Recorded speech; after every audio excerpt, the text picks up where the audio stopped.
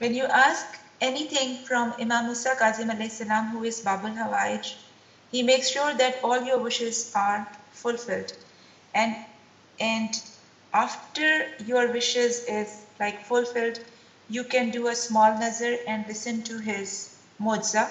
And if you don't have the mozza, you can listen it over here.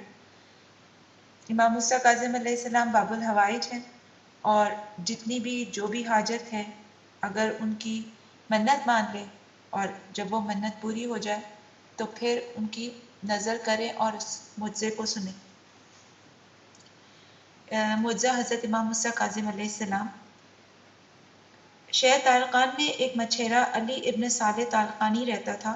वो रोज़ाना अली सुबह किश्ती लेकर बीच समंदर में निकल जाता और दोपहर के लगभग जितनी मछलियां हाथ आती उनको फरोख्त करके अपनी बीवी बच्चों का पेट पालता।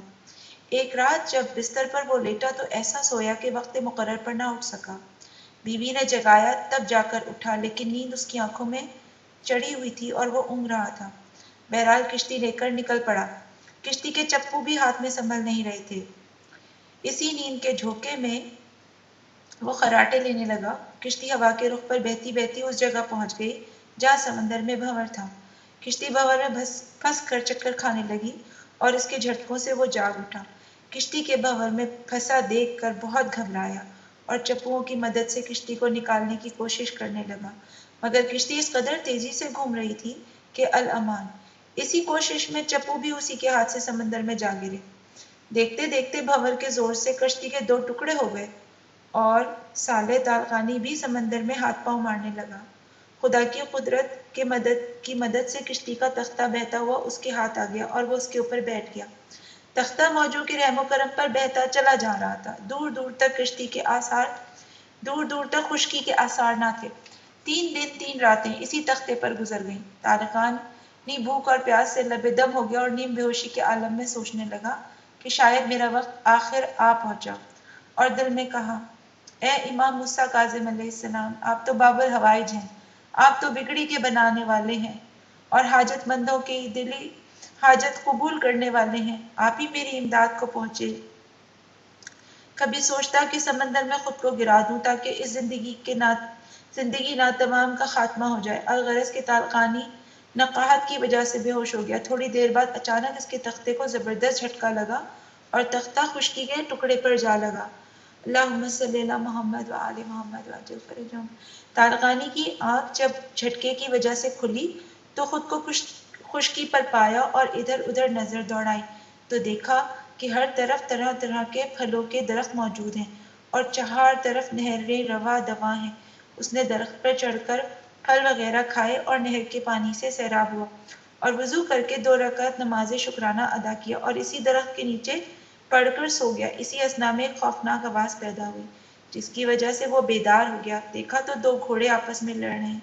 जैसे ही घोड़ों ने उसको देखा फौरन समंदर में चले गए। फिर एक अजीम उल खलकत परिंदा जो कि हाथी से भी 10 गुना बड़ा था आकर पहाड़ों पर बैठ गया। तारकानी दरख्तों के दरमियान से होता हुआ इस पहाड़ी के करीब पहुंचा। वो परिंदा उसको देखकर एक तरफ को उड़ा और उसके पीछे चला कि देखे कि किधर जाता है। थोड़ी दूर जाने के बाद तिलावत कुरान मजीद, तस्बीह और तहलील और तकबीर की आवाज़ सुनाई दी जो कि एक गार से बुलंद हो रही थी। जब और करीब पहुंचा तो गार के अंदर से सदा आई, ए अली बिन साले तारकानी, खुदा तुम पर रहम करे, गार के अंदर आ जाओ। अल्लाहुम्मा सल्ली अला मोहम्मद व आले मोहम्मद। जब वो अंदर दाखिल हुआ तो देखा कि एक नूरानी चेहरे वाले रूपोश बुजुर्ग तशरीफ फरमा है। उसने उनको सलाम किया और उन्होंने सलाम का जवाब दिया। फिर फरमाया कि ए अली बिन साले, तुम मादिन अकनूज हो, भूख प्यास और खौफ के इम्तिहान में पास हुए। अल्लाह ताला ने तुम पर रहम किया, तुम्हें निजात दी और पाकीज़ा पानी पिलाया। मैं उस वक्त से वाकिफ हूँ जब तुम किश्ती पर सवार थे और समंदर में तुम्हारी किश्ती टूट गई। कितनी दूर तक मौजों के थपेड़े खाती रही। तुमने अपने आप को समंदर में गिराने का इरादा किया। अगर ऐसा करते तो खुद को मौत की दावत ना देते।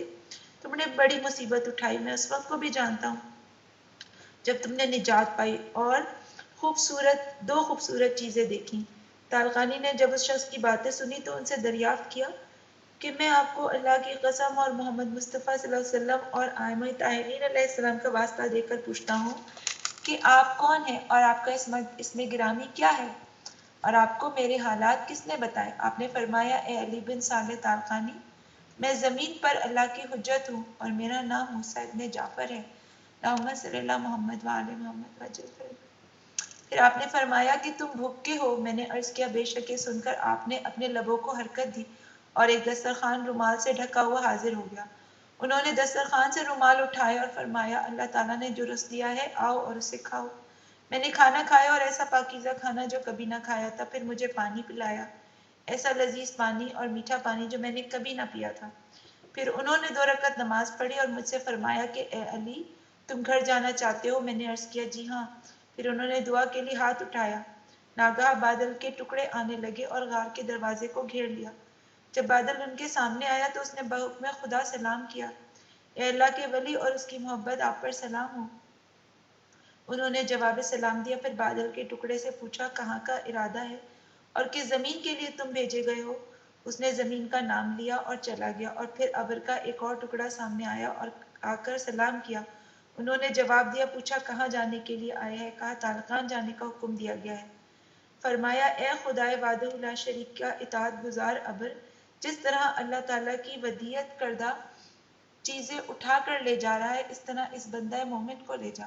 جواب ملا بصر و چشم۔ پھر انہوں نے ابر کو حکم دیا کہ زمین پر برابر ہو جا۔ وہ زمین پر آ گیا، پھر میرے بازو کو پکڑ کر اس پر بٹھا دیا، اور انہوں نے بادل کو حکم دیا اور بادل بلند ہو کر ہوا کے دوش پر چل پڑا۔ خدا کی قسم مجھے کوئی تکلیف نہیں ہوئی اور نہ خوف لاحق ہوا۔ میں تھوڑی دیر بعد تالقان جا پہنچا اور ٹھیک اسی سڑک پر اترا جہاں میرا مکان تھا۔ اللہم صلی اللہ محمد وآل محمد وعجل فرجہم۔ اے اللہ جس طرح علی بن صالح کی مراد بطفیل امام موسیٰ کاظم پوری ہوئی، اس طرح ہر مومن کی مشکلات حل کر۔ آمین ثم آمین۔